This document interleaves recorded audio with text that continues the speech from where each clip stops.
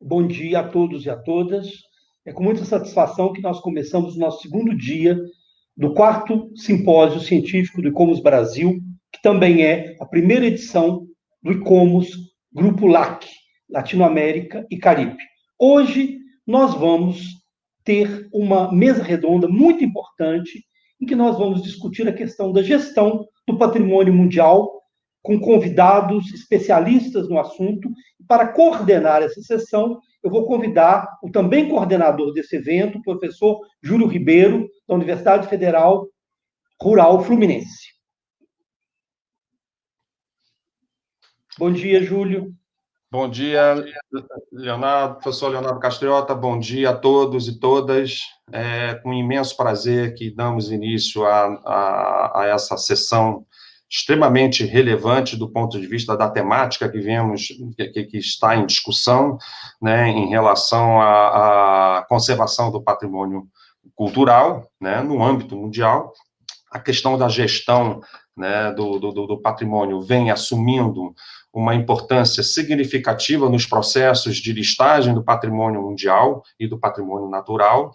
Né, a Unesco vem, né, colocando uma ênfase significativa nessa questão, assim, a própria sustentabilidade, a razão da listagem desses bens, no sentido de manter a existência desses bens através de um conjunto de ações ligadas dentro e conectadas, inseridas dentro da própria candidatura, né? E hoje teremos aqui especialistas que têm muito envolvimento do ponto de vista do debate, das ações, em relação a essa temática no âmbito do patrimônio mundial. Estaremos aqui hoje, né, com o professor Alfredo Conte, da Universidade de La Plata, né?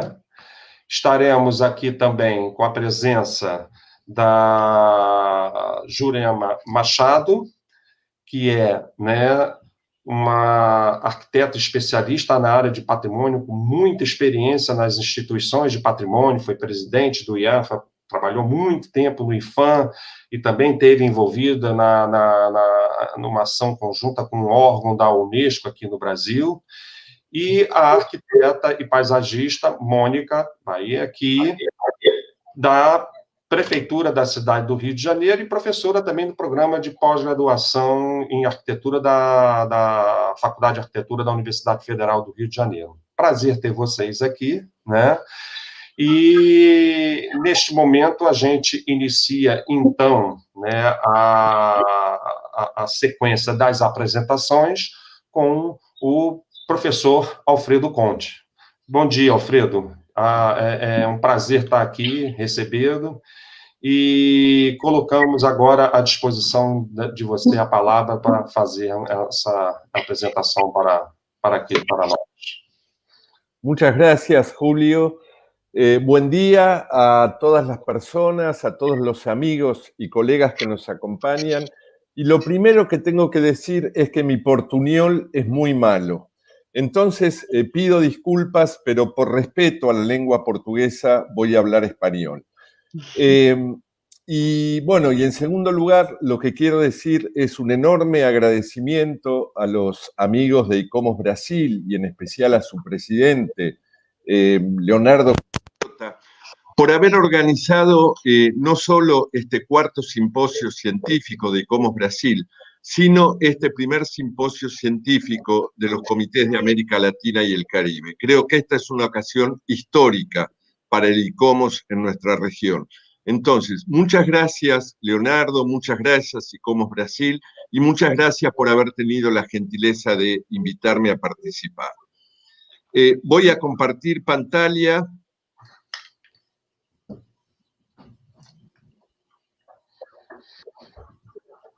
¿Pueden verla ahí? Sí. Tal como decía Julio hace un momento, el tema de esta sesión de la mañana va a ser la gestión del patrimonio mundial. Ahora, en mi caso, hablé de la gestión del patrimonio mundial en América, en una de las reuniones de ICOMOS de América Latina y el Caribe hace un mes. Entonces, como eso está disponible en Internet, se puede ver, no quería repetir, solo una imagen va a estar repetida, pero no quería volver a dar estadísticas, cifras, etcétera. Y me voy a detener solo en algunos aspectos que tienen que ver con la gestión. Pero empecemos por ver qué es lo que dice el Comité de Patrimonio Mundial. Bueno, ¿qué es la gestión o para qué debemos gestionar un bien patrimonio mundial? Y según el comité, el objetivo de un sistema de gestión es asegurar la efectiva protección de los bienes inscritos como patrimonio mundial para las generaciones presentes y futuras, especificar cómo se preservará ese valor universal excepcional, preferiblemente mediante procesos participativos. Pero aclara además que un sistema de gestión efectivo debe incluir, y diría, debe comenzar por una comprensión compartida del bien, de cuáles son sus valores universales, nacionales y locales, su contexto social y ecológico, por todas las partes interesadas, incluyendo las comunidades locales y los grupos indígenas. Entonces, yo he verificado en casos que me ha tocado trabajar, que muchas veces los problemas de gestión comienzan porque no hay una efectiva comprensión de los valores. Por eso me voy a detener un poco en ese aspecto. Pero quería dejar, además, una serie de mensajes, porque estamos hablando en el marco de la Convención del Patrimonio Mundial. Una convención que fue adoptada por UNESCO en el año 1972.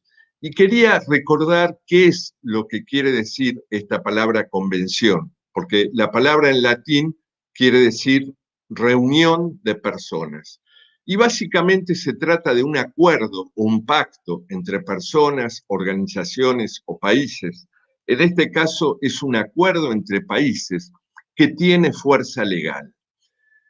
Si vemos quiénes son los actores que aplican la convención, en primer lugar tenemos la Asamblea General de los Estados Parte, es decir, todos los que han firmado y aceptado esta convención. Luego el Comité de Patrimonio Mundial, que está formado por 21 Estados Parte. Luego está la Secretaría del Comité, que es lo que se denomina el Centro de Patrimonio Mundial. Y luego aparecen 3 organismos consultivos, el ICROM, el ICOMOS y la UICN, que son los que asesoran cada uno en su campo específico. En el caso del ICOMOS es el patrimonio cultural, al Comité de Patrimonio Mundial. Pero yo aquí quería dejar un primer mensaje a partir de algunos equívocos que a veces escuchamos en algunos países, donde se nos dice, por ejemplo, bueno, la UNESCO nos impone o la UNESCO nos obliga a hacer esto. Y lo que quería recordar, en primer lugar, es que la UNESCO somos todos, porque son nuestros países, o sea, nosotros, cada uno de nosotros o de nuestras comunidades, a través de nuestros gobiernos, estamos representados en la UNESCO. Entonces, en esa Asamblea General de los Estados Partes, podemos llevar nuestra voz, podemos participar, podemos inclusive poner en cuestión algunos conceptos. Y también lo que quería recordar es que el ICOMOS, junto con el ICROM y UICN, son organismos asesores. Es decir, estos organismos recomiendan al Comité de Patrimonio Mundial, pero no deciden. Porque muchas veces también escuchamos el ICOMOS negó la inscripción de un sitio o el ICOMOS evalúa mal este sitio, pero en todo caso el ICOMOS hace un trabajo netamente técnico, pero todas las decisiones son tomadas por el Comité de Patrimonio Mundial. Ahora bien, la lista del patrimonio mundial se basa en el concepto de valor universal excepcional, definido como una importancia cultural o natural tan extraordinaria que trasciende las fronteras nacionales y cobra importancia para las generaciones presentes y futuras o venideras de toda la humanidad. Ahora, ¿cuándo podemos decir que un sitio es importante para toda la humanidad? Y acá voy al tema de los valores. Entonces aquí me gustaría recordar lo siguiente, que cuando hablamos de un patrimonio, estamos hablando de un bien o una práctica social, en caso que hablemos de un patrimonio cultural inmaterial, más un valor. Pero ese valor es un intangible, o sea, el valor es un discurso en todo caso, o se expresa a través de un discurso o de una narrativa y a través de atributos que pueden ser tanto materiales como inmateriales. Ahora, cuando nosotros analizamos quiénes determinan esos valores, vemos que tradicionalmente esa asignación de valores se ha realizado con base en proyectos políticos vinculados, por ejemplo, a la identidad nacional y además por parte de lo que denominamos grupos hegemónicos, es decir, el poder político en primer lugar, los expertos, etc. Pero que esos valores no son necesariamente compartidos por todas las partes interesadas y por los portadores de derechos. Es decir, muchas veces las comunidades locales, por ejemplo, no comparten una visión acerca de lo que pueden ser los valores de un sitio, de un edificio, de una ciudad, etc. Entonces, cuando vamos a la idea de un valor universal excepcional, fíjense que en muchos casos esos valores habían sido predeterminados por los expertos, por los eruditos. Por ejemplo, si hablamos de las iglesias barrocas, mineras en el estado de Minas Gerais, bueno, se saben que son una de las expresiones principales del barroco en Iberoamérica, o Brasilia, no era necesario explicar mucho, porque en todas las historias del urbanismo y de la arquitectura del siglo XX, Brasilia ocupa un lugar preponderante. Ahora bien, durante la primera década de aplicación de la Convención, se ponía el foco en los valores históricos y artísticos. Pero todo eso evolucionó, porque en el año 1994 el Comité de Patrimonio Mundial adoptó la estrategia global para una lista del patrimonio representativa, balanceada y creíble.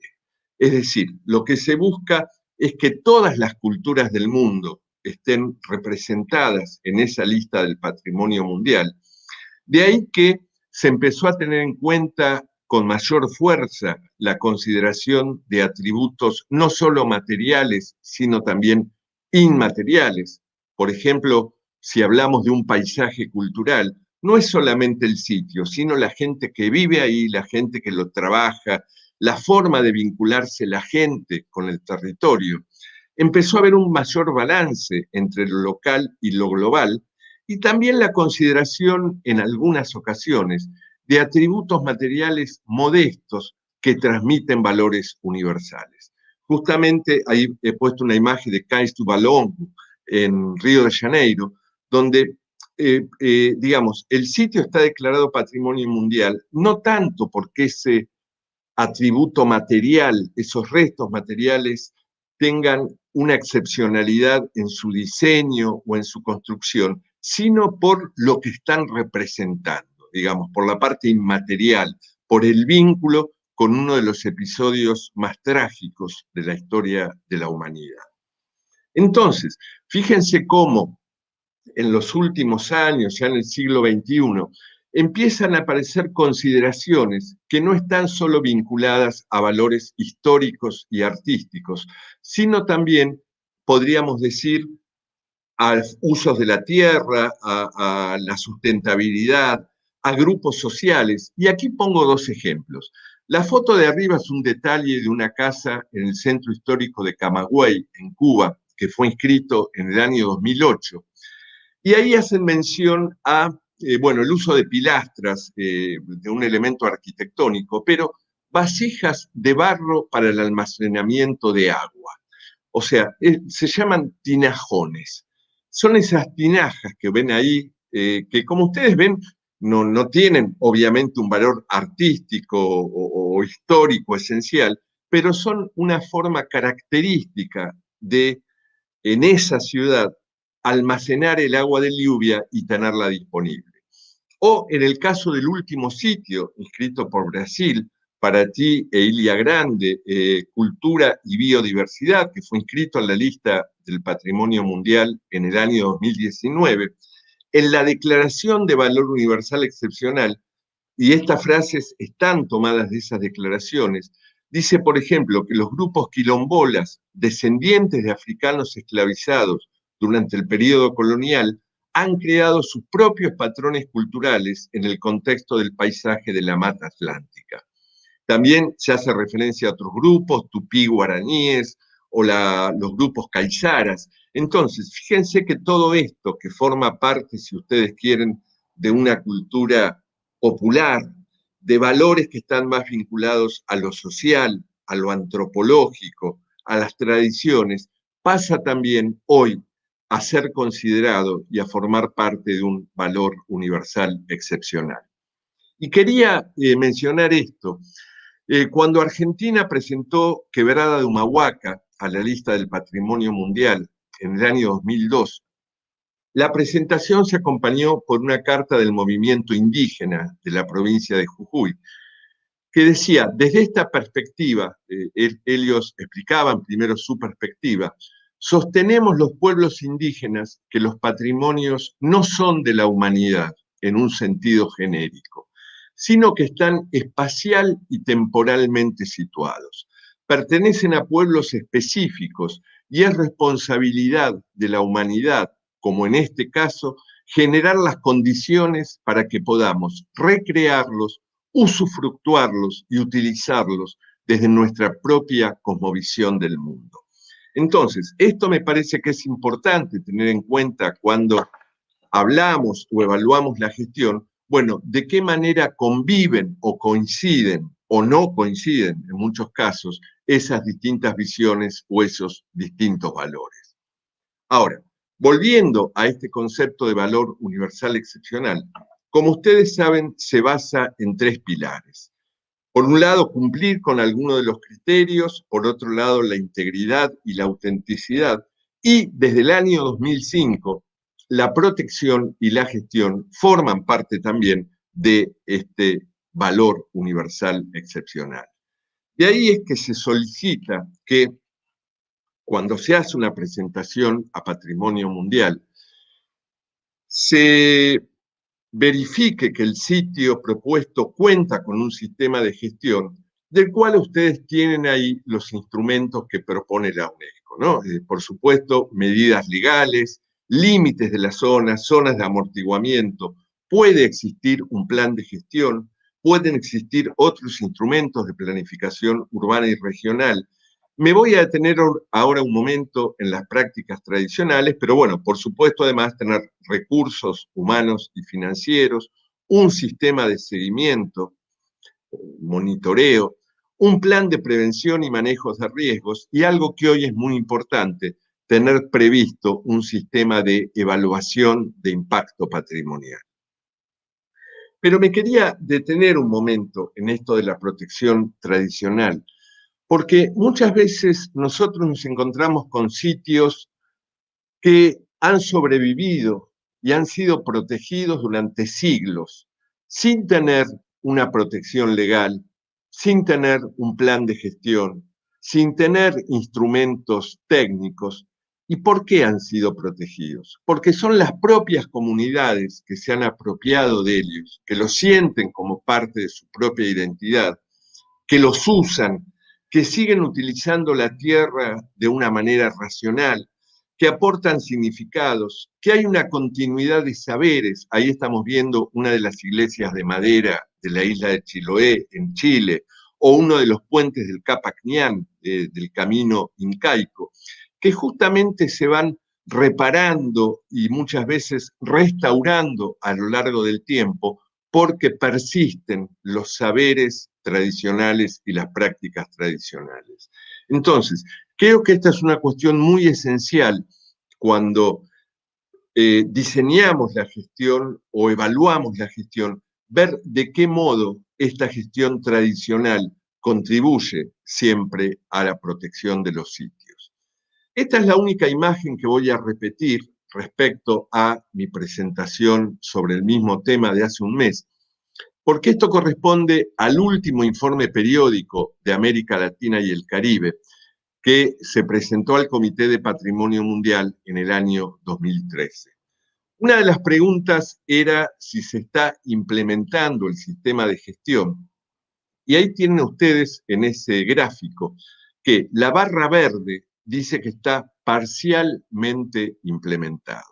Y si ustedes observan, en el caso de América del Sur y de América Central, la barra verde es la que predomina. Por ejemplo, en América del Sur, apenas un 21 o 22% de los sitios se reconocía que el sistema de gestión estaba completamente implementado. Es decir, los mismos países, porque estas preguntas fueron respondidas por los Estados partes, reconocían deficiencia en la gestión. Parte de este simposio se basa en la idea de la crisis, ¿no? Y bueno, el patrimonio está en crisis, el patrimonio está en riesgo, está sometido a una serie de factores de riesgo. Tanto los desastres naturales, muchos de ellos hoy sometidos al cambio climático global. Estos últimos días estamos viendo lo que pasa en nuestros países hermanos de América Central, de algunos países del Caribe, de México, y vemos que el cambio climático global es un factor fundamental de riesgo, no solo a la vida humana, sino también al patrimonio. Accidentes, bueno, la presión inmobiliaria, particularmente en los centros urbanos, las grandes obras de infraestructura que muchas veces son necesarias pero pueden alterar valores patrimoniales, y el turismo, que si bien en la actualidad y a causa de la crisis del COVID-19 prácticamente está detenido o reducido a su mínima expresión en el mundo, pero sabemos que puede constituir también un factor de riesgo. Esto lo voy a pasar muy rápido porque a propósito de esto yo recordaba algunas de las misiones en las cuales a lo largo de los últimos 20 años desde el ICOMOS me tocó participar en casos de América Latina y el Caribe. Y pensaba, bueno, ¿cuáles son algunas de las presiones más importantes que hemos visto hacia el patrimonio? Y por un lado tenemos el caso de los proyectos de infraestructuras urbanas. La foto de la izquierda es un convento de la ciudad de Puebla, en México, donde en ese gran patio o atrio que ven, se proyectaba un estacionamiento para vehículos subterráneos. Y bueno, es un caso donde, por supuesto, eso ponía en riesgo ese edificio, ese predio de gran valor para la historia de la ciudad y para el valor universal de la ciudad. Y ahí, afortunadamente, la participación de organismos no gubernamentales como el ICOMOS y de parte de la comunidad hizo que esos proyectos fueran revisados. O el caso de Panamá, con su cinta costera, la autopista que recorre, que envuelve sobre el mar al centro histórico. Fíjense cómo este caso, yo creo que esa situación de crisis, de haber puesto en crisis el valor por el cual el sitio había sido inscrito como patrimonio mundial, hace que hoy Panamá esté trabajando en una nueva nominación que, una vez que esté concluida, creo que va a ser un aporte importante, una visión nueva, territorial, a la lista del patrimonio mundial, no basada solamente en valores urbanísticos y arquitectónicos. Bueno, decía que el turismo no es en la actualidad una gran amenaza por la crisis del COVID-19, pero es cierto que en muchos sitios constituye un factor de riesgo, no solo porque muchas veces se excede la capacidad de carga, es decir, la cantidad de visitantes está deteriorando los sitios, sino que también en otros casos, particularmente en ciudades o barrios históricos, la afectación excesiva al uso turístico prácticamente ha expulsado a la población y a las actividades tradicionales. Entonces, estos barrios que están muy bien conservados por lo general, prácticamente han quedado vacíos de una vida auténtica de una ciudad y son hoy un espacio para el uso casi exclusivo de los turistas. Y muchas veces también lo que encontramos son problemas de gobernanza, es decir, cuál es el esquema que se implementa para que todas las partes interesadas y los portadores de derechos participen de la gestión, participen de la toma de decisiones, y lo que encontramos es que muchas veces las decisiones son tomadas únicamente por algunos actores sociales y se deja por lo general fuera a las comunidades locales, a los grupos indígenas, que son los que después se van a ver afectados por decisiones en las cuales no tuvieron participación. Bueno, con esto voy terminando, pero yo creo que en este momento el mundo y, bueno, nuestra región de América Latina y el Caribe está en una crisis, no solo sanitaria, estamos asistiendo a una crisis económica, a una crisis política en muchos países, a una crisis social.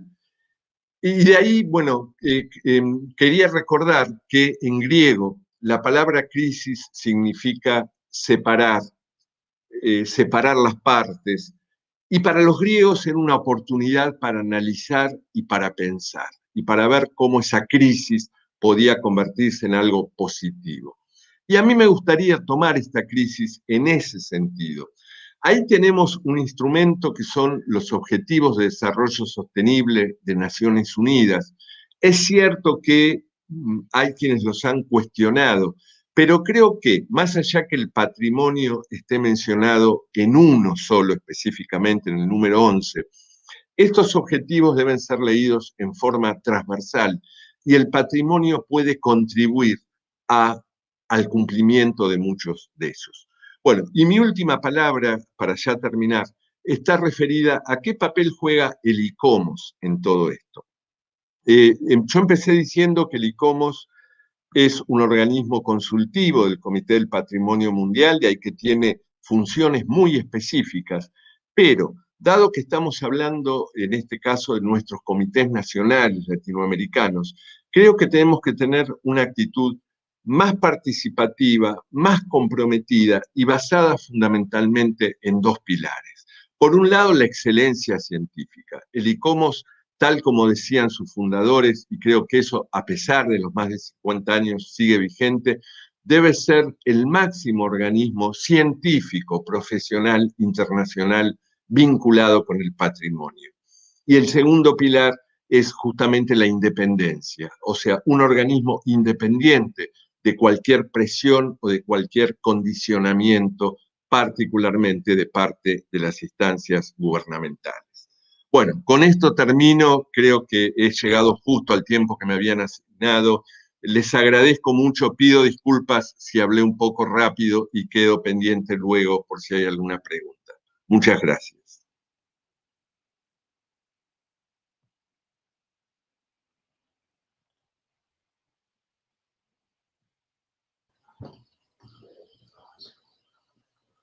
Bem, eu gostaria de agradecer mais uma vez a brilhante apresentação do professor Alfredo Conte, né, que levantou assim uma questão crucial da conservação, a identificação dos valores. É essa identificação que vai permear praticamente todas as estratégias de conservação. E essas estratégias contidas dentro de todas essas ideias de gestão que vão, de uma certa forma, promover a sustentabilidade física, social e econômica da conservação do patrimônio cultural. E a fala do professor Alfredo é, assim, uma sequência, levanta uma questão que a arquiteta Jurema Machado vai colocar exatamente em relação a essa questão, a esse debate das convenções internacionais do patrimônio mundial e natural. Jurema, por favor, você faça a sua apresentação, nos brinde com a sua apresentação. Obrigado. Bom dia. Bom dia a todos, muito obrigada pelo convite, parabéns aí pela organização desse 4º Encontro do ICOMOS Brasil, o primeiro de América Latina e Caribe. E, de fato, é um mérito enorme, já seria em condições normais, ainda mais nessa situação que a gente vive hoje. Então, isso nos dá esperança, nos motiva, e é por isso que eu tenho muito prazer em participar. Na verdade, eu me ative a um tema que o Leonardo, ao receber o convite do presidente do Commons Brasil e o nosso vice internacional, ele menciona o tema da crise de paradigmas, e essa crise de paradigmas no contexto do patrimônio. Então, vamos dizer, fui fiel aí a essa provocação inicial, embora vá tentar aproximar esse tema de caráter muito geral da nossa prática de patrimônio. Eu acho que é por isso que a gente está aqui. Bom, eu vou me basear num texto escrito para não perder aí o caminho, mas pretendo dar a maior objetividade possível a essa fala, inclusive para nós termos tempo mais adiante de debater a temática toda. Esse é um tema complexo, né, a discussão de paradigma, ao mesmo tempo que, para nós, especialmente no Brasil, ele se tornou corriqueiro, né? Essa crise de contexto, essa crise política, sobretudo, é algo que entre nós se tornou familiar e que nos incomoda todo santo dia. Não tenham a menor dúvida de que esse é um tema absolutamente presente no nosso cotidiano. Mas eu vou tentar, como eu disse, aproximá-lo aqui do nosso debate sobre patrimônio. A ideia de paradigma, ela remete a sistema, a padrões coesos e explícitos de pensamento. Ela é a busca de um lugar estável, um lugar seguro, que, de alguma forma, todos nós buscamos. E, ao longo da história, a gente vê vários paradigmas sendo substituídos por outros, né, na ciência, no pensamento social, nas artes, na cultura. E, ao mesmo tempo que esses momentos são de ruptura, ou seja, são crises, eles também são um tanto ambíguos, porque nós vemos nesses momentos retrocessos e sofrimentos e dificuldades, mas vemos também avanços. Não se trata aqui de um manual de autoajuda otimista, daqueles que a gente vê em livrarias de aeroporto, né, fazendo essa associação entre crise e oportunidade. Isso é real, eu acredito nessa associação, o Alfredo acaba de falar disso, mas eu vejo que a gente está vivendo um momento talvez bem mais complexo. Eu também não tenho a mais longínqua pretensão de falar desse tema com uma autoridade da filosofia ou da ciência política. Eu sou uma mera consumidora e bastante ocasional e até meio utilitarista, provocada, né, pelas circunstâncias desse pensamento. Mas, ainda assim, já faz algum tempo, antes mesmo desse desastre político em que o Brasil se meteu, que esse tema bate à porta. E aí eu lembro, para os brasileiros, talvez nossos colegas na América Latina não vão se lembrar disso, não tem essa informação, mas para os brasileiros eu lembro de um alerta bem próximo de nós a respeito desse momento de transformações que a gente vive, e esse próximo ele tem pelo menos uns 15 anos de existência, que é uma série de ciclos de debates filosóficos organizados pelo Adalto Novaes. Isso no Brasil é bastante conhecido, e o Adalto chamou esses ciclos de debate, chama sucessivamente há pelo menos 15 anos, de mutações. Ele utiliza essa palavra, a palavra é forte, ela é mais forte do que crise, primeiro porque a mutação associa o sentido a uma transformação mais profunda, né, uma espécie de nascimento de um outro humano. E, ao mesmo tempo, ele associa a ideia de mutação com a ciência ou com a tecnociência, que é o que explicam, né, os pensadores, e os ciclos do Adalto exploram muito esse tema, a tecnociência que se desgarrou do pensamento filosófico, do pensamento sobre o mundo, para seguir um curso próprio e avassalador. É um curso que vai das mutações genéticas ao predomínio da internet e a técnicas que, nos últimos anos, a humanidade avançou absurdamente, avançou numa velocidade muito superior às respostas aos problemas éticos que elas propiciam, né, que elas ensejam e que afetam todos os campos, especialmente o nosso campo, o campo da cultura. O que talvez seja diferente nessa atual crise de paradigma é que não se vislumbra a sua solução, ou mesmo seu desdobramento, em direção a um novo paradigma substituto. O que se vislumbra seria o fim de paradigmas enquanto sistemas fechados e totalizantes de pensamento, tomando lugar deles um conjunto de referências mais fragmentadas e mais flexíveis. Eu vou me aproximar do tema do patrimônio, não estou dizendo isso de uma forma tão geral. Mas o que nós, então, no patrimônio, temos a ver com isso? Eu acredito que, para começar, o próprio sentido do patrimônio, ou seja, aquele que se materializa no momento da sua valoração, da sua escolha. Alfredo também tocou nisso, e eu fico feliz de poder dar prosseguimento. Na nossa política nacional de patrimônio, eu acho que isso é comum, né, a maioria dos países, ela tem origem fundada numa ideia totalizante, unificadora, ou seja, a ideia de identidade nacional. De forma análoga, a Unesco, cuja Convenção do Patrimônio Mundial está fundada numa ideia de valor universal excepcional, o Outstanding Universal Value. Apesar desse aparente conflito entre nacional e universal, um particulariza e o outro alarga, os dois conceitos eles se realimentaram ao longo desses anos. E por que tem sido assim? Aí eu faço uma conjectura de observadora da Convenção. Eu posso afirmar que tem um estudo científico que sustente, mas tem muitos anos de trabalho nessa área e isso me permite arriscar um pouco. A minha resposta de por que tem sido assim, por que o nacional alimentou o universal e vice-versa, é porque, na prática, isso só foi possível porque o valor universal serviu, ao longo desses anos, ao reforço do nacional, ao reconhecimento internacional do nacional, e não à utopia de um sentido comum de humanidade que uniria o conjunto dos países sob a égide das melhores formas de cooperação e de respeito mútuo. Quer dizer, é esse o objetivo da Convenção, mas os países, vamos dizer, capturaram, né, esse princípio geral com vistas ao reforço às suas próprias, à sua nacionalidade, à sua presença, à sua visibilidade, né, no mundo. Em outras palavras, então, mais do que a preocupação com o universal, o que mobilizou os países foram os sentimentos de nacionalidade e o desejo de ver seu patrimônio reconhecido no contexto internacional. O conceito de valor universal, ele é complexo, ele é em vários caminhos que se possa olhar, e especialmente no patrimônio. Há, inclusive, uma historiadora que faz uma crítica muito ácida, Patrícia Falguer, que ela diz que os idealizadores da Convenção, ao proporem comensurável tarefa de elaboração de critérios científicos de inscrição na lista, terminaram produzindo um tipo de improvisação conceitual que prejudicaria a própria legitimidade da ação de proteção. E ela avalia que avaliar-se sobre essa ótica do valor universal, estaria levando na prática a um desejo equivocado de coerência estética.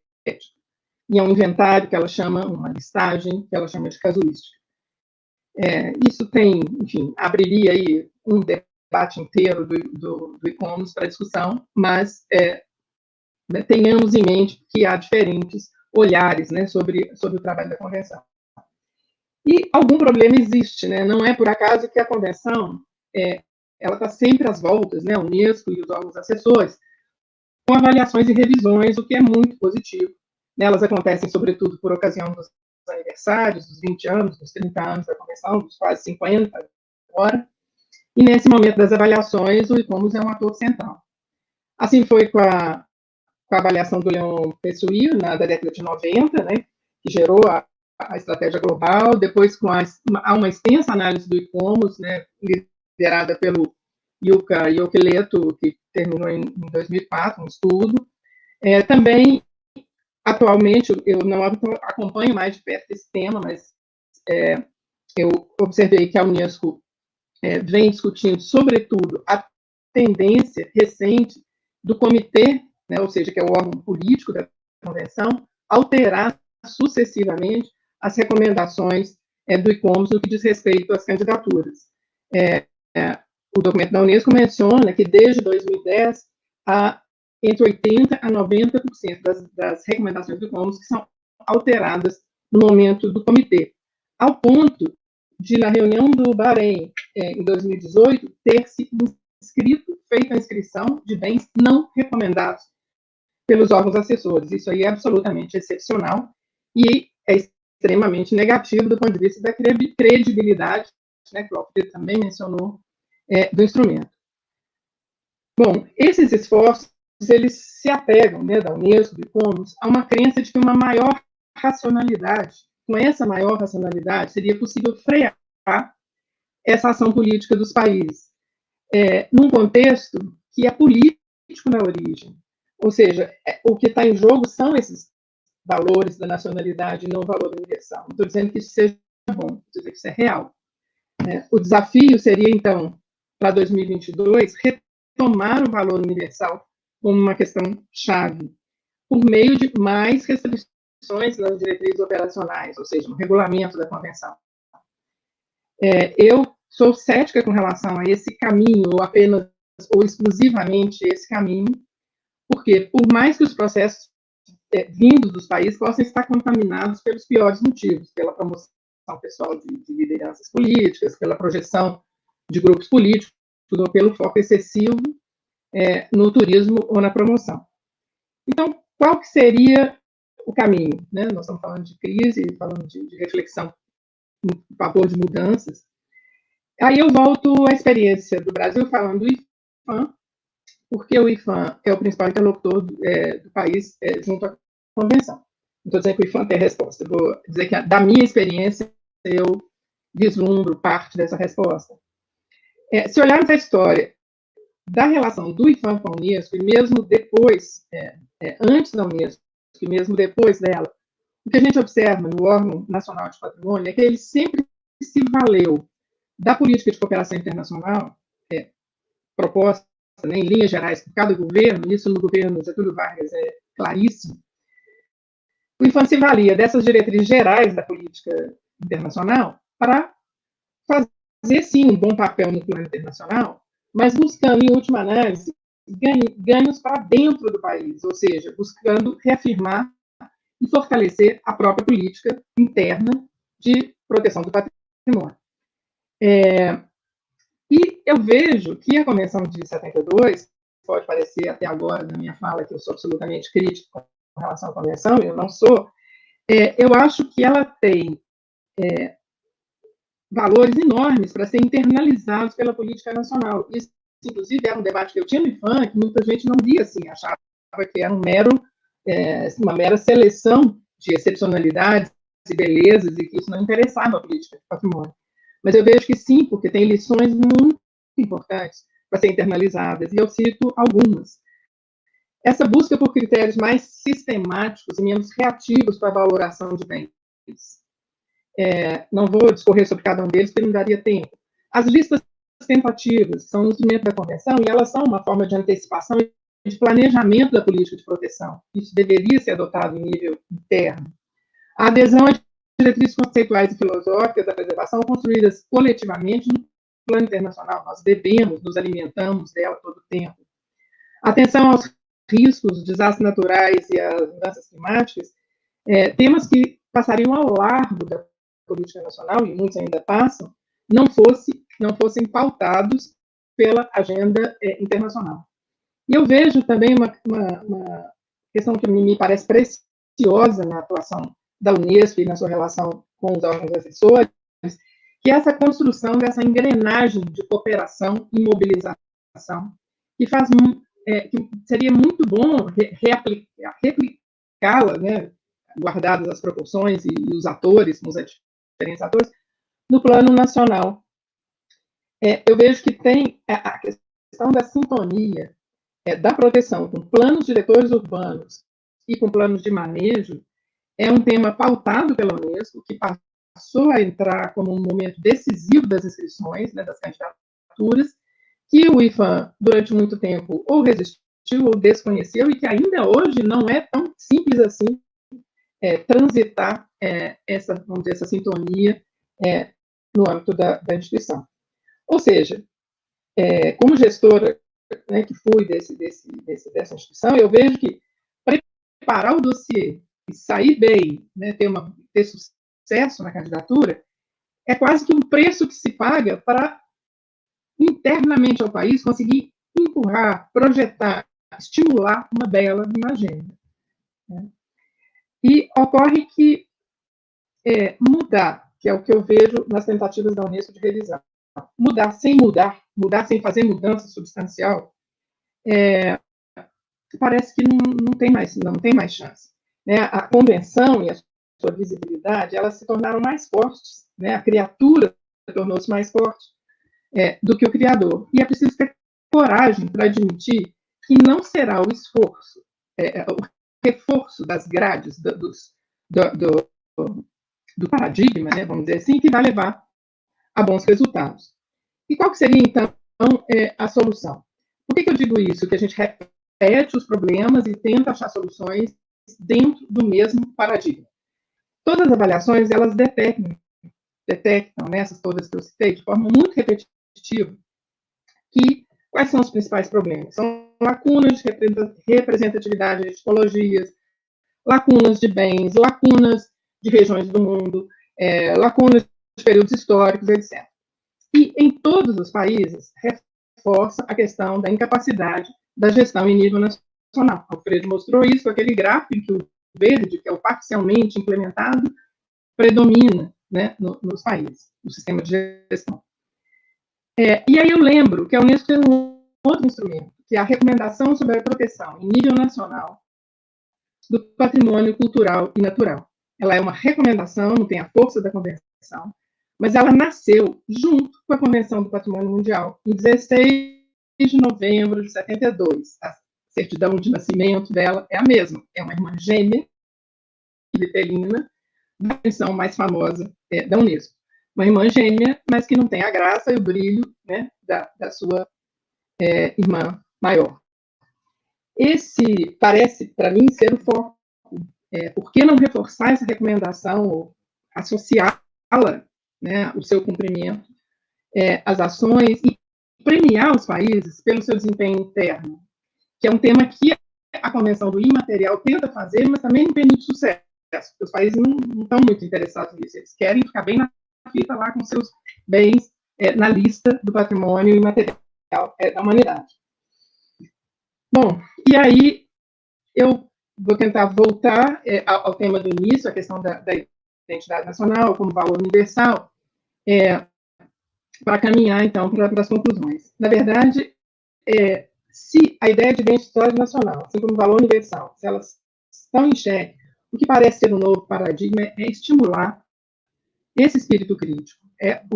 Se paradigmas rígidos não terão mais lugar, a força nossa tem que estar em cima do espírito crítico.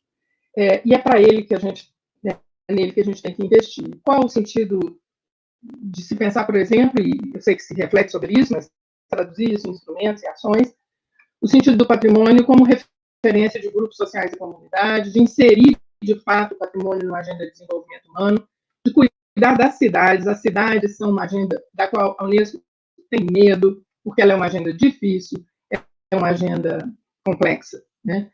E há outros organismos da ONU que tratam, mas isso não impede uma ação com foco de cultura, né, sobre as cidades. E aí, então, volto ao tema da identidade, usando aí uma fala, um pequeno texto do historiador Carlo Ginzburg, que foi recentemente publicado numa revista brasileira. E prestem atenção, eu vou ler aqui textualmente o Ginzburg. Ele diz assim: há muitos anos percebi de repente que o país a que pertencemos não é, como quer a retórica mais corrente, o país que amamos, e sim aquele do qual nos envergonhamos. A vergonha pode ser um vínculo mais forte que o amor.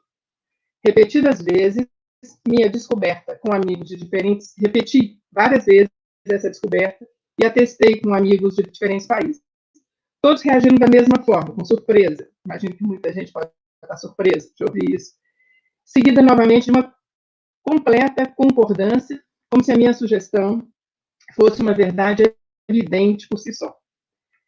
O Ginzburg prossegue com o argumento da identidade ou da unidade pela vergonha, reduzindo escala de referência para a cidade, para a família. Vocês estão falando do país, mas para a cidade, para a família, talvez pudéssemos dizer a mesma coisa, que é algo que nós vivemos aqui cotidianamente no Brasil nos últimos tempos.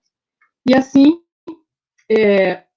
se por um lado ele reduz a escala para a família, para a cidade, né, aquilo que nos identifica é aquilo do qual temos vergonha, ele cita também, de uma forma ampliada, o Primo Levi, nos campos de extermínio nazistas, em que ele dizia que tinha vergonha do mundo, a vergonha diante do mal cometido por outrem, a vergonha de pertencer, como seus algozes, seus cúmplices, à mesma humanidade. O Ginsburg conclui dizendo que a emoção da qual partimos, a vergonha por alguém que é distinto de nós e a vergonha por algo em que não estamos envolvidos, é uma chave para repensar, de um ângulo inesperado, nossas múltiplas identidades, suas interações e a sua unidade. No nosso caso, no caso do Brasil, e aí eu me atenho, né, à crise de paradigma com o qual o ICOMOS provocou esse debate. No nosso caso, há 2 anos, quase 60 milhões de brasileiros escolheram, com plena consciência do que faziam, elegeram um extremista como presidente. Escolheram, segundo o Renato Lesser, que é um cientista político dos grandes entre nós, escolheram um experimento de destruição, uma espécie de volta da sociedade ao estado de natureza, um governo dos instintos, das pulsões de violência e morte, de anulação das leis, de violência contra as florestas, contra os indígenas, da supressão da política cultural, uma espiral de desregulamentações sucessivas, uma espécie de paraíso onde cada um pode agir como quiser. Isso tem muito a ver com a nossa atividade. Esse tempo em que mergulhamos, ele tem, segundo o Renato, horror à mediação, ele tem horror a qualquer forma de abstração, ele tem horror às coisas vagas, aí quem diz é o Valéry, as coisas do espírito. E o patrimônio, ele torna esse assunto do Estado quando um amigo histriônico reclama ao presidente. Mas o mesmo Renato Lesser ele nos lembra que há outros 90 milhões que não desejaram esse mergulho e que eles estão por aí ou por aqui entre nós. Eu acredito que eles reaparecerão, como eles estão aparecendo na América Latina, como eles reapareceram agora nos Estados Unidos, independente do que se possa esperar ou não esperar do que virá por lá. Eu concluo dizendo que a gente tem que ter esperança, coragem e acreditar firmemente nas possibilidades de mudança. É isso. Obrigada.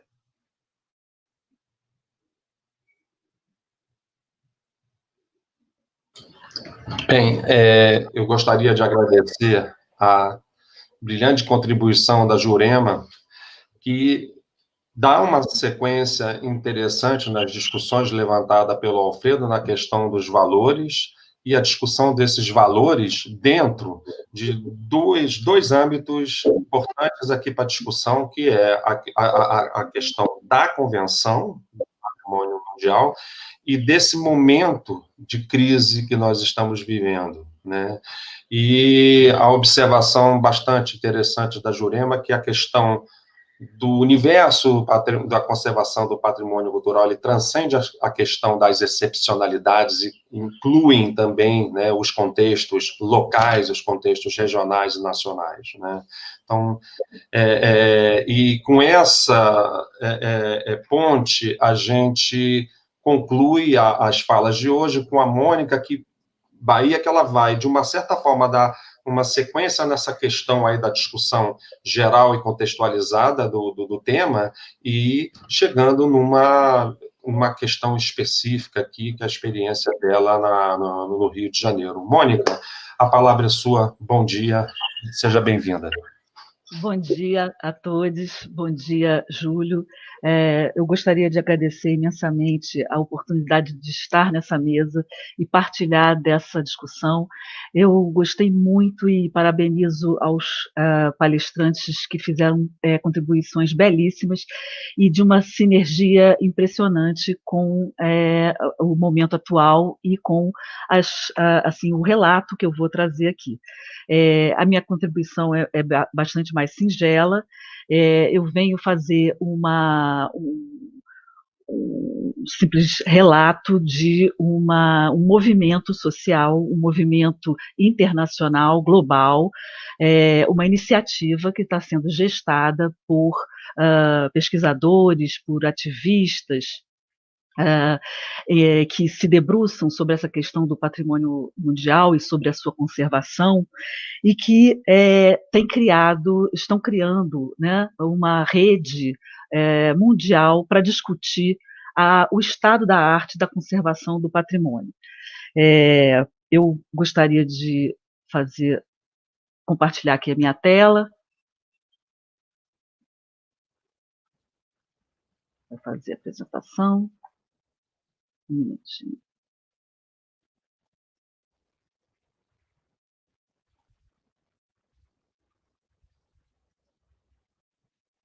Só não estou vendo. Um minutinho só. Deixa eu ver se é isso aqui.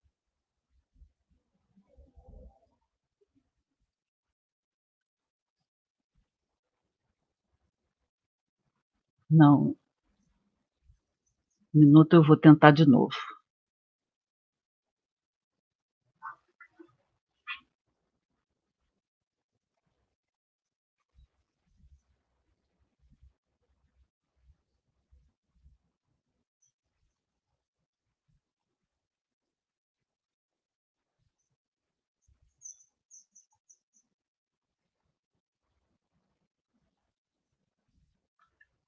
Eu estou com algum problema técnico aqui na hora de apresentar, não está aparecendo.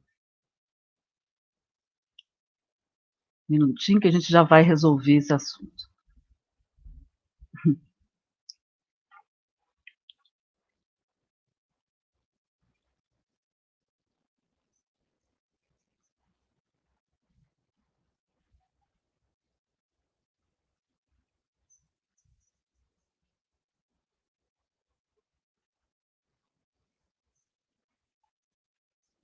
Pronto.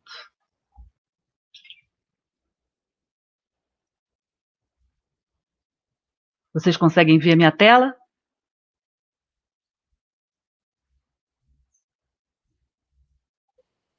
Sim. Conseguem ver? Ótimo. Então, vamos prosseguir. Bom, como eu dizia, esse movimento que está sendo gestado agora é um movimento que tem como nome Nosso Patrimônio Mundial, ou Our World Heritage, e é gestado por diversos ativistas e indivíduos que pertencentes a entidades que se preocupam com os rumos da conservação do patrimônio no século XXI. E o entendimento, é bom frisar que o entendimento desse patrimônio não diz respeito apenas ao patrimônio cultural, é um entendimento de uma forma mais ampla, incluindo o patrimônio natural também, e o patrimônio e as suas dimensões, né, as dimensões tanto do patrimônio cultural quanto do patrimônio natural, de forma tangível e intangível. Essa iniciativa, ela nasce dessa preocupação, né, do ponto de vista da discussão do alcance, da composição desse patrimônio e das diversas incertezas que a gente enfrenta agora nesse período de acerramento da crise social e política que foi agravada pela pandemia, mas também para se pensar em possibilidades de enfrentamento dessas questões, né, das ameaças que esse patrimônio mundial tem sofrido e pode vir a sofrer de uma forma mais violenta daqui para frente.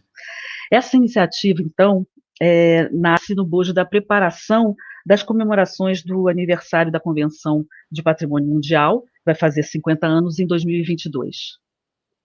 E tem como objetivos lançar um alerta e um envolvimento, uma chamada de envolvimento da sociedade civil com a criação de uma rede de parceria global que envolve indivíduos, organizações, entidades, todas interessadas na discussão da conservação do patrimônio mundial. E visa também fortalecer o intercâmbio, a troca de saberes, as ações, a troca de saberes e também a gestão das ações e iniciativas de uma forma integrada. as transformações, assim, visando também contribuir para novas estratégias e formas, tanto de proteção quanto de gestão do patrimônio mundial, com uma abertura maior para a inclusão e para uma maior transparência. A partir disso, a ideia é que se tenha também um objetivo claro de fomentar a avaliação sistemática e criar um sistema de monitoramento para se acompanhar o progresso da conservação do patrimônio, né, e dos impactos sofridos nos sítios do patrimônio mundial, tanto os inscritos quanto os prospectivos. Esse quadro mostra um panorama do que está sendo previsto, né, nessa caminhada, a partir de agora até 2022 e depois. O lançamento dessa iniciativa está previsto para o dia 16/11, agora em novembro.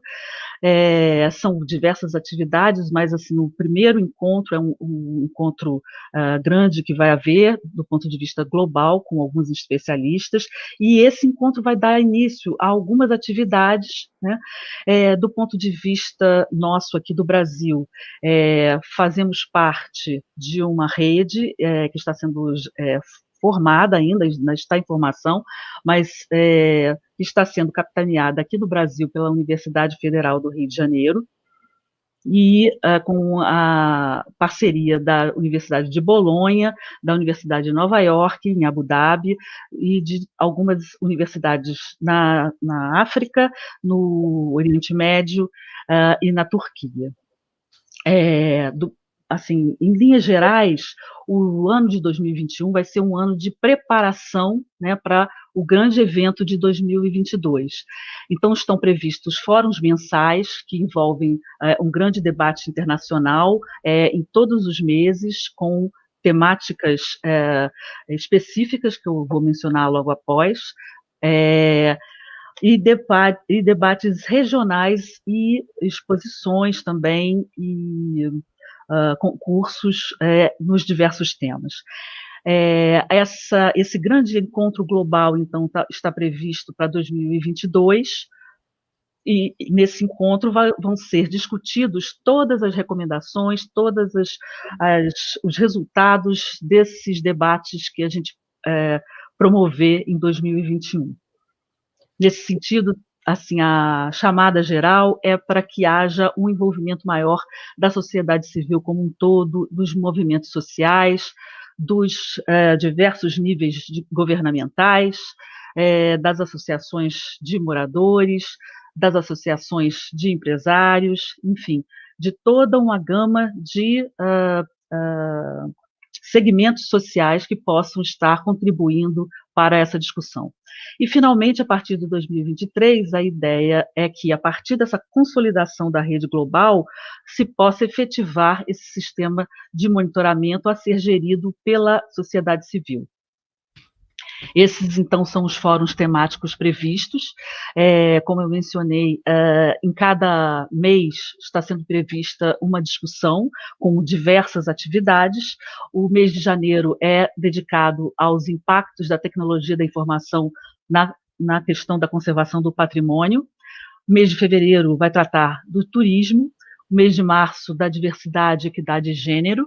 O mês de abril, dos direitos humanos. O mês de maio, dos desastres e pandemias. O mês de junho é justamente onde nós nos incluímos aqui no Brasil, nessa discussão de novas abordagens em patrimônio. Eu acho que é importante e é muito atual e congrega, assim, diversos aspectos que foram abordados pelos palestrantes que me precederam. Em julho, o tema será dedicado à sustentabilidade. Em agosto, às mudanças do clima e biodiversidade. Em setembro, aos espaços de memória. Em outubro, aos conflitos. Em novembro, a discussão da lista, né, de inscrição no patrimônio mundial. E em dezembro, finalmente, a abertura da sociedade civil. O contexto atual da conservação do patrimônio, né, ele é marcado por um foco excessivo nas inscrições na lista de patrimônio mundial, como já bem tocaram no assunto tanto o Conte quanto a Jurema. Isso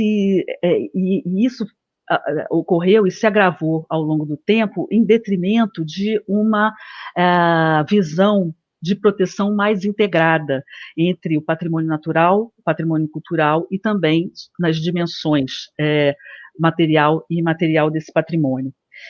E, obviamente, em termos de escala. A gente, olhando esse mapa, a gente observa, né, que o alcance dos esforços de proteção foram bastante amplos. A gente tem 1.121 sítios protegidos como patrimônio mundial. Mas a gente observa também um desequilíbrio do ponto de vista da localização geográfica desses bens e também da composição dos sítios declarados patrimônio mundial, assim, com uma grande ênfase nos sítios protegidos por seus valores e atributos culturais, em detrimento dos sítios protegidos pelos seus valores naturais e, sobretudo, aqueles considerados sítios mistos, que desse universo só estão contemplados em um pouco mais de 3% desses sítios. Dentro desse contexto, algumas questões chaves, né, podem ser destacadas, como, por exemplo, essa questão da dicotomia entre cultura e natureza, que ainda permeia os esforços de conservação do patrimônio, né? A gente tem uma ênfase muito grande, sobretudo na gestão, na diferenciação do tratamento que é dado à conservação do patrimônio natural e do patrimônio cultural. Outra questão importante, que novas estratégias de gestão, né, do patrimônio irão representar e atender às necessidades futuras das sociedades. Como as políticas e as práticas de conservação poderão evoluir para refletir essas mudanças. Como unir e integrar os aspectos tangíveis e intangíveis do patrimônio. E como contribuir para a atualização da agenda política na conservação do nosso patrimônio coletivo. A gente enfrenta agora desafios que estão se acirrando, né, tanto do ponto de vista das transformações e dos processos de expansão urbana acelerados e insustentáveis, de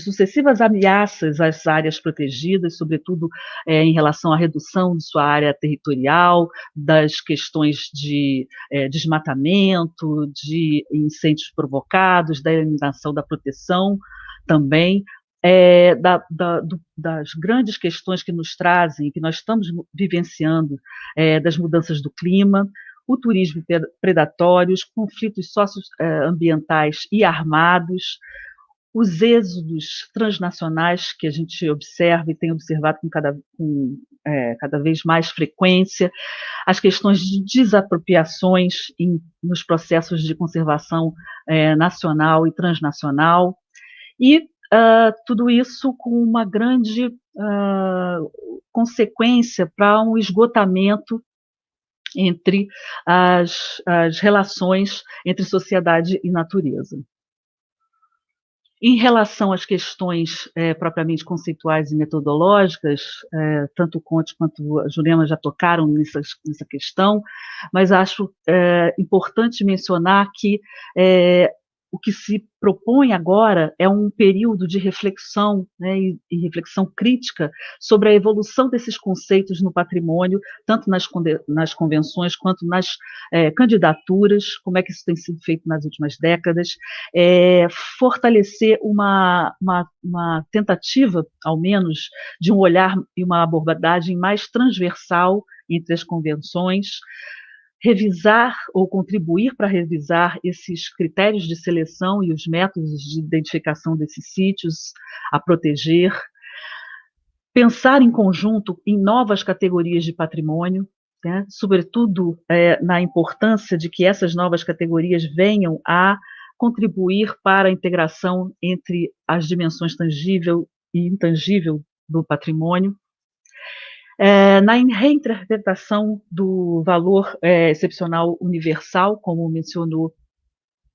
mencionaram tanto Jurema quanto o Conte, e na questão da autenticidade, integridade, como isso é trabalhado ou, digamos assim, traduzido para o patrimônio natural, e, sobretudo, nas estratégias de gestão que, assim, em relação a um direcionamento mais compartilhado e mais interdependente, né?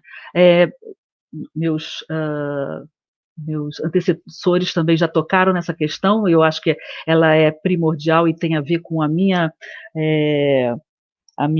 experiência, de uma tentativa de integração dessas políticas, tanto da conservação do patrimônio natural quanto do patrimônio cultural, no planejamento territorial e, sobretudo, no planejamento urbano, que é onde eu tenho um pouco mais de experiência. Uma pergunta que se coloca, né, e acho que é importante a gente frisar, é a proteção do patrimônio por quem, por quê, né, para quem, né, qual o patrimônio a se proteger e para quem será essa proteção e como será feita, de que modo, né, proporcionar uma visão crítica e uma ampliação da visão de diversidade sob a forma de uma perspectiva mais ampla, trabalhando o patrimônio vivo como uma estratégia de gestão. A gente, em vários casos, né, eu acho que todos aqui comungam dessa visão da importância de se usar o patrimônio de uma maneira adequada, conservar esse patrimônio. E também dar voz a diversas narrativas e apropriações sociais que podem vir a valorizar e, sobretudo, a auxiliar nessa conservação. Outra questão importante que tem sido discutida é a descolonização da noção de patrimônio e das formas de ler, de pensar, e de documentar e de visitar os sítios protegidos, tanto a nível mundial quanto a nível nacional. E incorporar abordagens emergentes, sobretudo nesse momento de incertezas da pandemia do Covid-19. Outra questão também que é importante mencionar é o aprimoramento da proteção do patrimônio das águas correntes e o patrimônio subaquático. Nós temos aqui no Rio de Janeiro um exemplo interessante onde foi feito o primeiro tombamento de um rio totalmente urbano, mas que nasce tem suas cabeceiras protegidas pelo Parque Nacional da Tijuca, que é o Rio Carioca, e ele foi protegido em 2019 através de um tombamento pelo INEPAC. Isso foi uma grande vitória, acredito, e que possa também ser discutido como uma possível abordagem.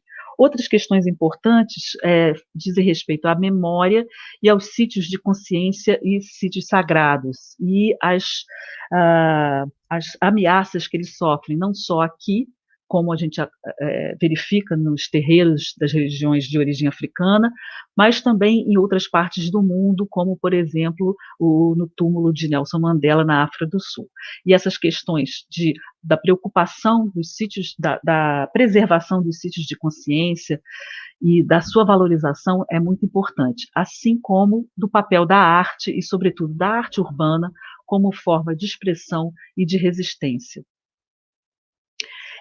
Como forma de preparação para esses debates, a UFRJ está promovendo um mini curso com 5 aulas para introduzir essa discussão e promover um debate e um alinhamento localmente. Foram cerca de 90 inscritos de diferentes partes do Brasil, incluindo alunos de graduação, de pós-graduação e lideranças de favelas do Rio de Janeiro, inclusive, além de outras pessoas que estão assistindo pelo YouTube. Em grandes linhas, essas aulas, né, tiveram como foco a discussões importantes sobre a proteção da paisagem, sobretudo em relação à Carta da Paisagem das Américas, que fala da gestão, da conservação, do planejamento e do desenho, né, da paisagem, as questões direcionadas especificamente a conservação do patrimônio urbano, sobretudo num contexto de uma metrópole como o Rio de Janeiro, e o olhar e diversas experiências, diversas abordagens sobre a questão do papel preponderante da educação patrimonial na conservação do patrimônio, na valorização desse patrimônio. E, finalmente, outros aspectos de igual importância, que é as fronteiras desse novo patrimônio, do ponto de vista do seu uso para habitação de interesse social, do uso das questões de gênero, das questões da arte, da questão da própria do registro, né, nas paisagens, a questão das etnias, a questão da racialidade e a questão também da interseção de tudo isso na conservação tanto das paisagens como do patrimônio. Está previsto uma mesa redonda agora no dia 27 de novembro, essa mesa redonda vai ser uma mesa redonda regional, ela vai debater justamente essa questão das novas ou outras abordagens em patrimônio, com outras narrativas e interpretações, com uma discussão com convidados brasileiros e africanos, trazendo uma contextualização dessa discussão a nível regional, com Albino Jopela e Rafael Winter, Albino Jopela representando a África e Rafael Winter representando o Brasil, com alguns estudos de caso trazidos em Cabo Verde, em Angola, na ilha de Moçambique e também em Paraty, Ilha Grande. Então, são essas as considerações que eu inicialmente gostaria de fazer, agradecer pela atenção de todos e chamar a todos para que se juntem a nós nesse esforço, nessa empreitada e nessas atividades. Muito obrigada.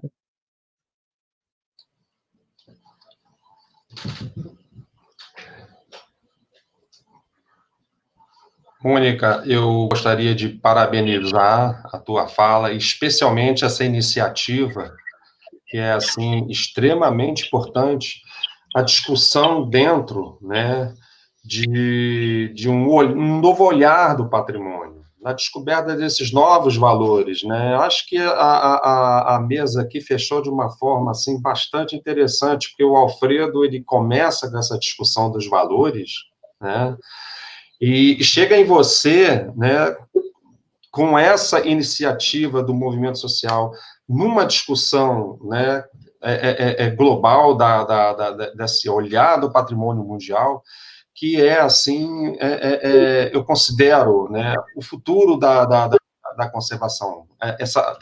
Quando os movimentos sociais, eles, de uma certa forma, eles entram e colocam dentro desse cotidiano, né, deles próprios, dos próprios viventes e produtores desse patrimônio cultural, desses usuários desse patrimônio cultural,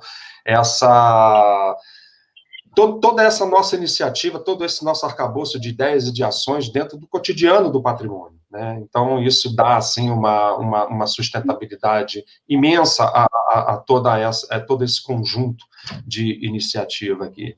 Eu gostaria, assim, já que, né, fazer, assim, um retorno, vocês fizeram as colocações de vocês, as apresentações de vocês, e tivemos algumas outras colocações subsequentes.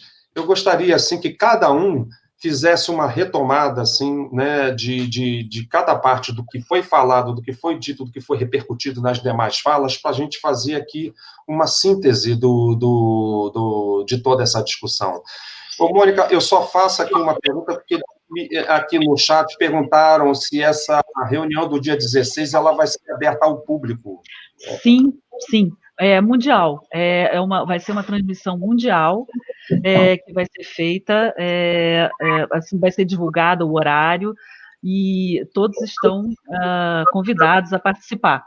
A ideia é que isso deflagre realmente assim as discussões tanto a nível nacional quanto a nível municipal, estadual, enfim, tanto no Brasil, quanto discussões regionais. E o papel do ICOMOS, né, é um papel fundamental nessa articulação, sobretudo, como disse o Conte, no grande aporte científico que os membros do ICOMOS podem contribuir para essas discussões, e como bem mostrou tanto Jurema quanto o Conte. Acho que uma questão também importante que eu queria salientar é a importância da gente entender esse momento atual como uma necessidade da gente buscar estratégias interdependentes. Obviamente complementares, mas interdependentes. Então, assim, a minha fala é no sentido de trazer também a importância de se conjugar essa gestão do patrimônio cultural com o patrimônio natural e o tangível com o intangível.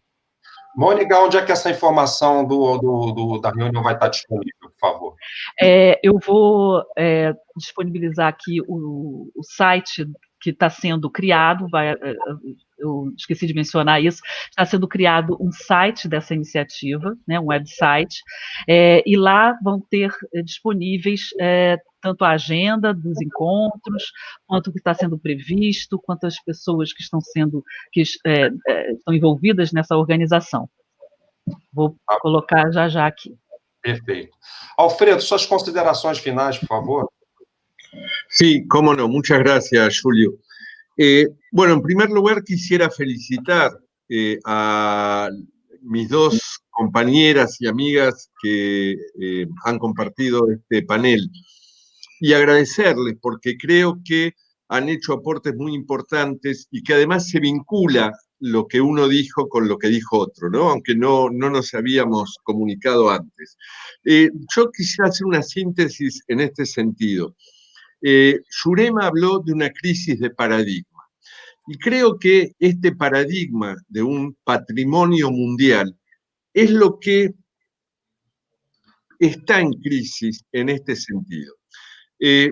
Fíjense ustedes que ya de por sí la idea de patrimonio es una idea de la cultura occidental.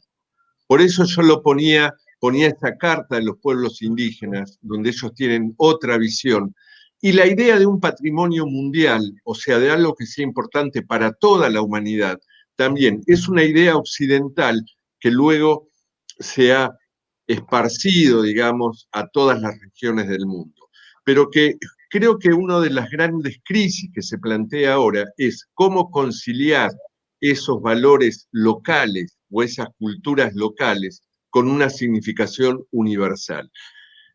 Por eso yo ponía el caso de las quilombolas en Parachi, Ilia Granchi, y de ahí que la presentación que hizo Mónica y sobre todo esta iniciativa de Our World Heritage o Nuestro Patrimonio Mundial es fundamental.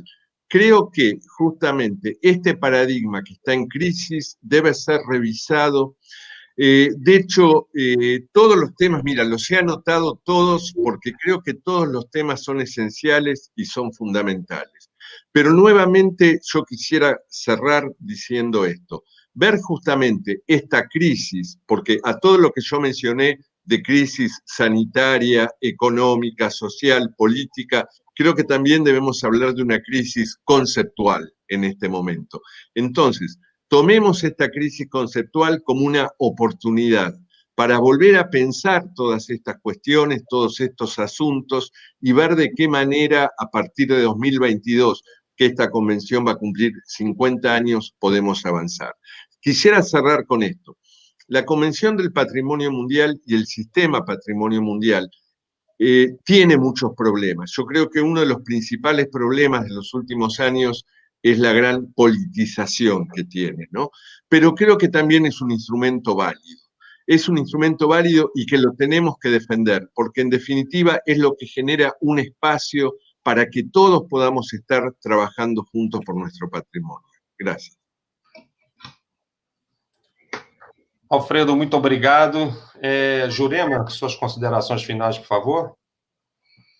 Bom, também fiquei muito feliz aí com a sinergia, com a complementariedade das falas. Espero que vocês não tenham se assustado com a minha abordagem da convenção. Na verdade, pelo contrário, eu sou admiradora do instrumento, porque ele é muito inteligente. Ele né, tem 50 anos, teve uma capacidade de mobilização que explica, por exemplo, a nossa presença aqui. O grande motor assim, de fortalecimento foi na origem, né? Hoje nem tanto, porque o ICOMOS tem vida própria, mas ele foi o motor de toda essa organização internacional, de ONGs internacionais a favor do patrimônio, e é justamente por essa inteligência, por essa eficácia, é que a coisa se torna ainda mais complexa, quer dizer, são reconhecidos os problemas conceituais que ele tem. Essa coisa da politização, né, eu acho que ela não vai ser vencida com regras, tem que procurar, se a questão é política, tem que achar uma saída política, mas isso não significa nenhuma descrença no instrumento. Eu acho que é justamente nos apegarmos a ele pela importância que ele tem para dar um passo adiante. Vai poder discutir mais um pouquinho aí à frente. Sim. Jurema, muito obrigado. A Mônica, cadê a Mônica? A Mônica deu uma deslogada aqui.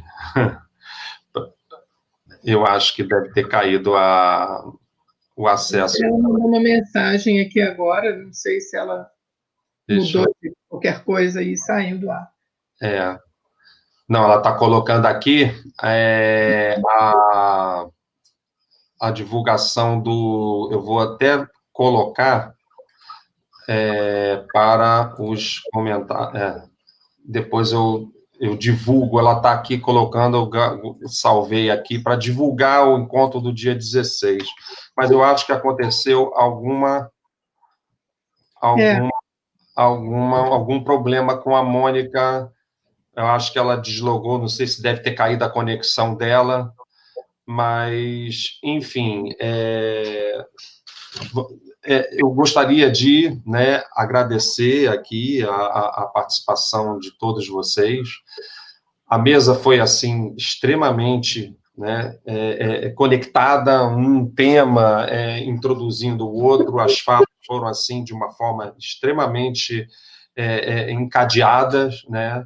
É uma discussão bastante pertinente, a questão da gestão, a discussão dos valores, a organização disso em políticas, em termos de convenções, e especialmente da gestão, dos comitês gestores. Eu acho que eu gostaria de enfatizar muito aqui a questão de cada situação dessa que nós temos, de cada patrimônio desse, a gente enfatizar o comitê gestor que vai, de uma certa forma, operacionalizar todas essas estratégias que foram identificadas do ponto de vista dos valores, do ponto de vista da nomeação do patrimônio, a inclusão da lista e da continuidade de todas essas iniciativas, especialmente valorizando dentro dessas estratégias exatamente esses valores que foram, de uma certa forma, identificados e discutidos ao longo de todo esse processo.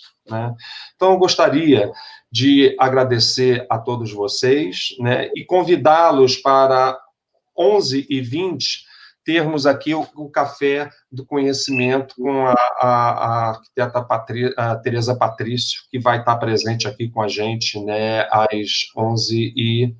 Eu acho que a Mônica está chegando. Oi, Mônica. Oi, vocês me desculpem, eu fui tentar colocar aquela informação no chat e acabei caindo.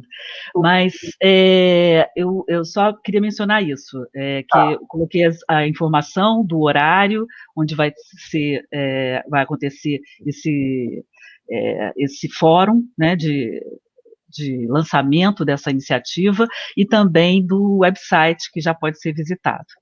Então, Mônica, olha Obrigada. só, nós fizemos aqui as considerações finais, o Alfredo, a Jurema, então eu já tinha feito a síntese e eu posso voltar um pouquinho para trás? Eu cheguei a ouvir, Então, eu já estava na sala. Gostaria de ouvir tuas considerações finais em relação a todo o debate aqui. Uhum. Eu, assim, em primeiro lugar, assim, fiquei muito feliz de sentir essa sinergia, que é impressionante, como o Conte mencionou, a gente não tinha se falado anteriormente, e todas as contribuições foram no sentido de buscar realmente, primeiro de se chamar atenção para esse momento importante de rediscussão de diversos pontos dessa Convenção de Patrimônio Mundial, mas também sobre a necessidade da gente abrir essas discussões, democratizar essas discussões, fazer com que novas abordagens, novas perspectivas e novas narrativas sejam incluídas. Nesse sentido, eu acho que todas as falas convergem, e os palestrantes que me precederam têm uma bagagem excepcional nessa questão, e eu gostaria também de enfatizar, como o Júlio até me pediu antes, um outro ponto que eu cheguei a tocar muito brevemente, que é a importância da gente trazer essa discussão também para o âmbito do planejamento territorial e do planejamento urbano propriamente dito. A gente tem enfrentado, eu como funcionária e arquiteta e urbanista da Secretaria de Urbanismo da Prefeitura do Rio de Janeiro, enfrento esses desafios, né, de lidar com essas questões, de como a proteção das áreas, tanto do ponto de vista dos seus atributos naturais quanto dos seus atributos culturais, elas precisam estar inseridas na legislação urbanística, na lei de uso e ocupação do solo, nos planos diretores e, sobretudo, né, de uma forma sistêmica. Então, assim, trabalhar para que a gente consiga evoluir, e o Plano Diretor de 2011 já traz uma iniciativa muito importante nesse sentido, que foi a criação de 5 sistemas integrados de planejamento e gestão, e eu acho que a gente tem condições de trabalhar e aprimorar isso que vem sendo discutido no Rio de Janeiro, sobretudo nesse processo de revisão do Plano Diretor, e contribuir para assim, travar essas trocas de experiências com outros países. Então, muito obrigada. Eu acho que é isso, Mônica, você conseguiu sintetizar toda aqui nossas considerações finais. Eu agradeço mais uma vez a vocês, participantes, agradeço também em especial aqui os participantes que estão aqui no chat, fazendo os comentários, né? E a repercussão, pelo que eu estou vendo aqui, foi bastante boa, no sentido do que nós debatemos aqui, para a compreensão aqui de várias colocações que fizeram aqui, né? E eu, mais uma vez, agradeço a todos e faço a chamada aqui para 11h20, o Café do Conhecimento, com Tereza Patrício, dando sequência a essas discussões nossas aqui. Muito obrigado a todos e todas. Obrigada, Júlia. Até daqui a pouco. Até.